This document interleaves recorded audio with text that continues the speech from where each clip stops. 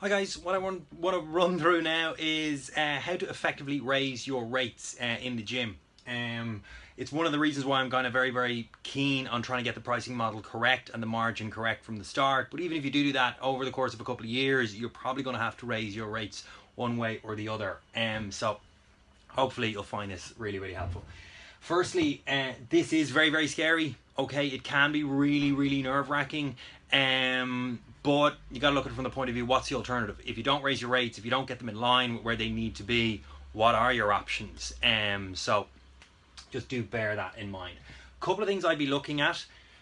I'd be looking at the general vibe at the moment in your gym. I'd be looking at the time of year. The kind of our business can be a little bit seasonal. I'd also be looking at where your retention's currently at. If you're losing a boatload of customers at the moment, now probably isn't a good time to do it. Okay, and have you made any big changes in the gym? Have you lost a key staff member? Have you moved? Anything like that. Normally what you find when you have a big group of people, any change, you're going to see a little bit of fallout from it. But I'd be looking at that first and foremost. Once you've got past that, the next thing I'll be looking at is in terms of doing this as an email or as a paper letter that's coming from the owner. Okay, I'd firstly be showing a little bit of gratitude. I'd be thanking them for them trusting you in their health and fitness goals, and I'd be really genuine about that, and I would thank them.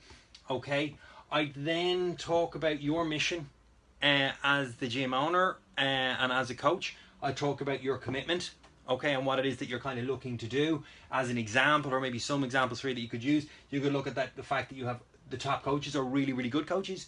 You could look at the fact that you have a continued education approach. You're always looking for new ways to do things. You could look at if you're going to do some new program design or offer some new programs, and you could also look at if you're going to add in some equipment or some new gear. Okay, really important on those points though, from a sales perspective and an influence perspective, that you're listing out benefits and not features. Okay, if you're going to buy 5 Airdynes, what does that really mean to the customer? Okay, well, it's an expense to you. How does that impact them? How does that add value to your service towards them? Then I'd list out what you're kind of continuing to provide. So list out all the things that you currently do that they may have forgotten about. List out all the sort of benefits that they currently get from being with you, and reassure them that you're going to continue to provide that and more.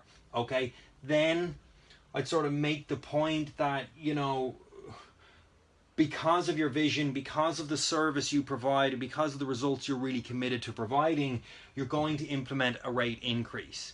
Okay? Explain to them that without it, you cannot grow, you can't improve, and you can't give them the service that they deserve. Okay?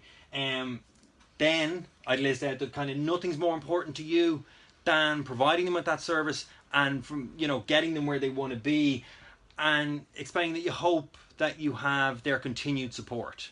That's the general template of it. I kind of work off that on your own approach. It's not perfect, but it's one that we have used and does work.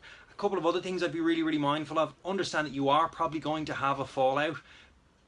Check where you are currently. You know, if you take a kind of a sort of dip in memberships quite quickly, you know, where are you from a cash flow point of view, and can you stomach that? Okay, by no means let that sort of stop you from doing it, but don't kind of put all your eggs in one basket and then be very surprised if this kind of doesn't go well for you.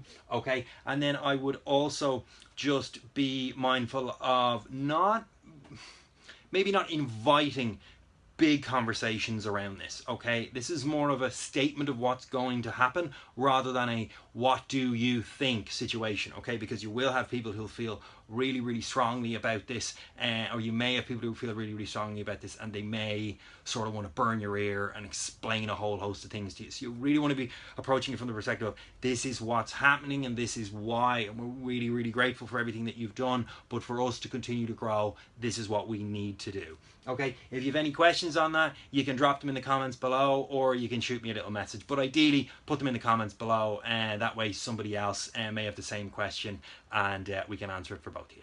Thanks.